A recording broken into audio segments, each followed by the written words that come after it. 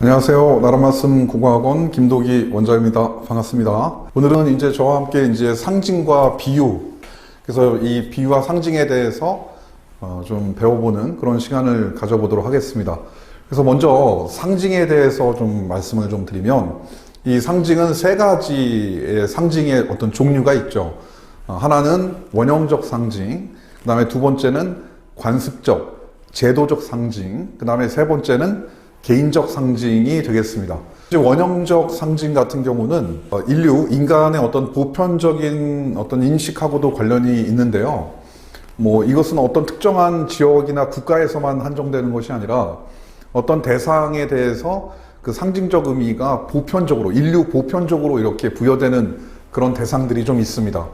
예를 들어서 태양 같은 경우에는 신을 상징한다든가, 아니면 별 같은 경우, 밤하늘에 떠 있는 별 같은 경우에는 희망을 상징한다. 바다는 어떤 모성 또는 생명 또는 죽음을 또 상징한다. 이런 식으로 해서 어떤 대상물, 상징물들에 대해서 부여받는 어떤 의미가 있죠. 참고로 말씀드리면 이제 그것은 이렇게 설명할 수 있을 것 같아요. 예를 들어서 제가 바다를 가지고 설명을 해드리면, 인류가 이 바다를 보면서 느끼는 감정들은 오랜 기간 이렇게 축적돼 왔겠죠. 처음에 이제 바다를 우리가 만나지 못했던 인류의 선조를 한번 가정을 해서 말씀드리면, 무태만 이렇게 지내다가 처음 바다를 봤을 때 느끼는 어떤 감정 속에서 바다에서 막 물고기들이 나와가지고 그 물고기를 잡아서 목숨을 연명할 수 있어요. 그러면 이 바다 자체가 주는 어떤 이미지는 바로 우리 인류에게 생명 또는 어머니라고 하는 어떤 이미지로 각인이 됐을 거예요. 그리고 또 바다에 이제 그래서 물고기를 더 많이 잡기 위해서 배를 타고 바다를 딱 나갔는데, 거기에서 이제 폭풍우라든지 아니면 여러 가지 어떤 그런 조난의 상황을 맞아서 죽음을 맞이하게 됐을 때, 바다는 또 우리에게 어떤 공포감 또는 어떤 죽음을 상징하는 어떤 의미로 각인이 됐을 겁니다. 그래서 우리가 어떤 그 원형적 상징이라고 하는 것은 인류가 보편적으로 어떤 자연물이라고 하는 것이나 어떤 대상물에 대해서 갖게 된 이렇게 무의식적으로 이렇게 각인된 그런 상징적인 의미를 말하는 것이다. 두 번째는 이것은 이제 제도적 관습적 상징인데요. 이것은 이제 인간의 사회나 문화, 이런 어떤 제도 또는 종교들이 부여한 상징적 의미다라고 할 수가 있겠습니다. 대표적인 것이 바로 국기 같은 경우가 나라를 상징하지 않습니까? 우리나라 같은 경우에 이제 태극기가 우리 대한민국을 상징하는 것처럼 각 나라를 또 상징하는 상징물들 중에 대표적인 것이 국기가 되겠고요. 비둘기는 평화를 또 상징하는 상징물이었죠. 이것은 우리 인간 사회가 또는 문화가, 제도가 의미를 부여한 그런 제도적 상징이다라고 할 수가 있습니다. 마지막으로는 이제 개인적 상징이 있는데요. 이 개인적 상징은 여러분들이나 저나 이렇게 개인적 상징을 부여할 수 있습니다. 여러분들이 바닷가에 놀러 가가지고 조약돌을 이렇게 주웠는데, 그 조약돌을 가진 다음부터 좋은 일만 계속 일어났다. 그랬을 때 그 조약돌은 본인에게 행운을 상징한다라고 할 수가 있겠죠. 근데 이제 제가 상징을 말씀드리는 이유는 뭐냐면, 바로 시 속에서의 그 상징 때문에 이런 말씀을 좀 장황하게 말씀을 좀 드린 겁니다. 시인이 어떤 시어에 상징적 의미를 부여하죠. 그것은 그 개인이 개인적 상징의 의미를 부여한 거일 수도 있지만, 인간이라고 하는 것은 사실은 사회적인 어떤 동물이고, 이런 어떤 인류의 보편적인 인간의 어떤 무의식이 미음이 돼서 이렇게 전해져 내려오는 것처럼, 우리 시인도 그런 어떤 개인적 상징이라고 만들어낸 그 상징적 의미에는 원형적 상징과 관습적 상징이 동시에 부여될 수 있는 거거든요. 그러니까 작용할 수 있는 거였거든요. 그러니까 예를 들어서 여러분들 윤동주님의 십자가 같은 경우에서, 이 십자가 같은 경우는 관습적 상징으로 본다면은 우리가 이제 기독교라든가 자기희생을 의미하잖아요. 그런 어떤 관습적, 제도적 상징의 십자가라고 하는 것을 윤동주 시인은 이렇게 본인의 시로 끌고 와서 개인적 상징의 의미를 또 더한 거죠. 이런 어떤 것들이 바로 개인적 상징이다. 그러면 이제 본격적으로 좀 오늘의 수업에서의 가장 또 중요한 어떤 내용이라고 할 수 있는 상징과 비유에 대해서 이 차이점이 뭐냐, 이걸 좀 말씀을 드릴까 합니다. 먼저 이제 비유에는 여러분들 그 직유나 은유라든가 대유, 환유, 의인, 환류, 뭐 풍요 이런 어떤 것들이 이제 비유라는 것은 잘 알고 계십니다. 그러면 이 비유와 상징의 어떤 차이는 무엇인가? 이걸 이제 구분하는 거, 이런 구분하는 방법에 대해서 제가 말씀을 네, 그러면 이제 오늘의 수업의 주안점에 대해서 설명을 할까 합니다. 그 비유와 상징의 어떤 차이점이죠. 그랬을 때 이 비유와 상징의 차이점은 크게 두 가지 측면으로 우리가 접근해 볼 수 있습니다. 첫 번째는 바로 원관념과 보조관념의 관계인데요. 비유하기 같은 경우에는 원관념과 보조관념의 관계가 1대1의 관계를 맺고 있고요.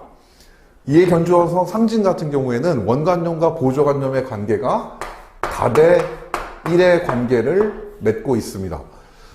예를 들어서 설명해 드리면 여러분들 그 김광균의 추일서정이라고 하는 작품을 보시면 거기에 낙엽은 폴란드 망명정부의 집회라고 하는 은유적 표현이 나오거든요. 그랬을 때 원관념이 바로 낙엽이 되고 폴란드 망명정부의 집회가 보조관념이 되고요. 그래서 1대1의 관계를 맺고 있는 것을 확인할 수 있고요.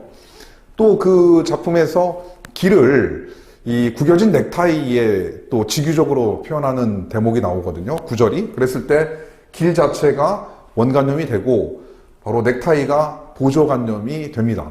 이에 견주어서 상징은 원관념이 많은 의미를 가지고 있고 보조관념이 하나로 등장하는데요. 이제 여러분들 좀 제가 예를 들기 위해서 여러분들이 좀 알 수 있는 대중적인 작품을 말씀을 좀 드리면 여러분들 김소월님의 진달래꽃이라고 하는 시가 있죠. 거기에 보면 나보기가 역겨워 가실 때에는 말없이 고이 보내 드리우리다. 영변의 약산 진달래꽃 아름따다 가실 길에 뿌리우리다. 가시는 걸음걸음 노인 그 꽃을 사뿐히 지려밟고 가시옵소서라고 하는 어떤 시인데요. 물론 사연 생략했습니다. 그 시에서 이제 바로 진달래꽃이 등장하죠. 이 진달래꽃이 바로 보조관념이 됩니다.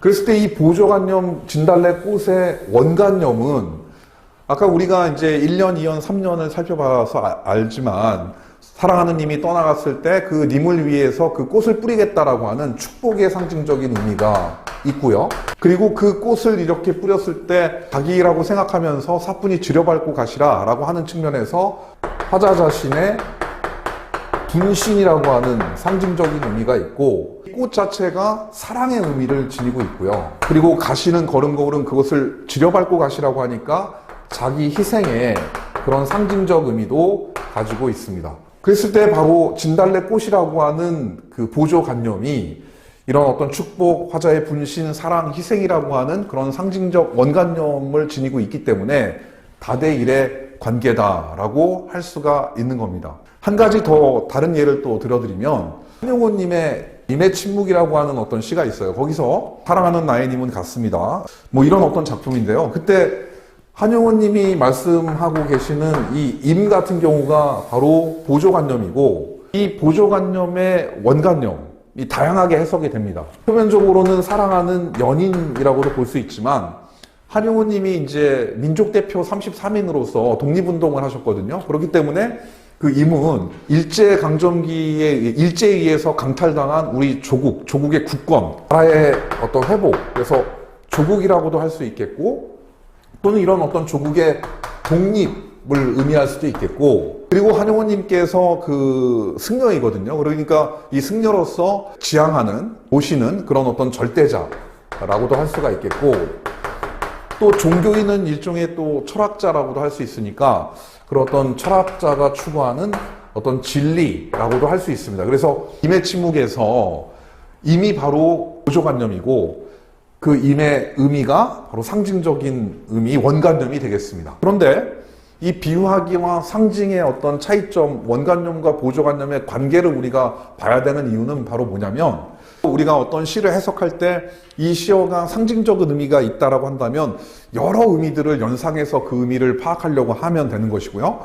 만약 비유하기가 나타난다면 원관념과 보조관념을 찾고 그 원관념과 보조관념을 연결해주는 어떤 유사성, 그것을 찾아가려고 하는 것들, 이런 것이 바로 시의 독해 훈련이 되는 거고요. 평상시 그런 훈련을 해두고 실전에 가면 그런 어떤 훈련했던 것들이 이제 직관적으로 나오면서 시를 빠른 속도로 해석하고 문제도 이렇게 풀 수 있는 겁니다. 자, 다음 이 비유와 상징의 어떤 차이점은 원관념과 보조관념의 어떤 작품에서의 존재입니다. 예를 들어서 비유 같은 경우에는 원관념과 보조관념이 모두 작품 속에 존재해요. 그러니까 모두 드러난다고 볼 수가 있는데요. 그런데 상징 같은 경우에는 이 시어에서 보조관념만 나타나고 원관념은 감춰줍니다. 즉 보조관념만 존재한다, 이렇게 보시면 될 것 같아요. 방금 말씀드렸듯이 낙엽은 폴란드 망명정부의 지폐 같은 경우에 원관념 낙엽과 폴란드 망명정부의 지폐 다 모두 드러나고 있죠. 추일서정에서 보면 길을 넥타이에 이렇게 비유하고 있는데 모두 다 작품 속에 드러나고 있습니다. 그런데 님의 침묵 같은 경우 제가 예를 들었을 때 님이라고 하는 보조관념은 드러나지만 그 님에 해당하는 뭐 조선이라든가 조선의 광복이라든가 아니면 사랑하는 님, 부처님, 아니면 절대자, 뭐 이런 어떤 원관념의 의미는 감춰져 있죠. 드러나 있지 않죠. 그것이 바로 상징입니다. 이렇게 비유와 상징의 어떤 차이점을 제가 말씀을 드렸죠. 바로 원관념과 보조관념의 관계가 1대1인 경우에 바로 비유, 1대 다인 경우 원관념이 여러 가지고 보조관념이 하나일 때 바로 그것이 상징이다.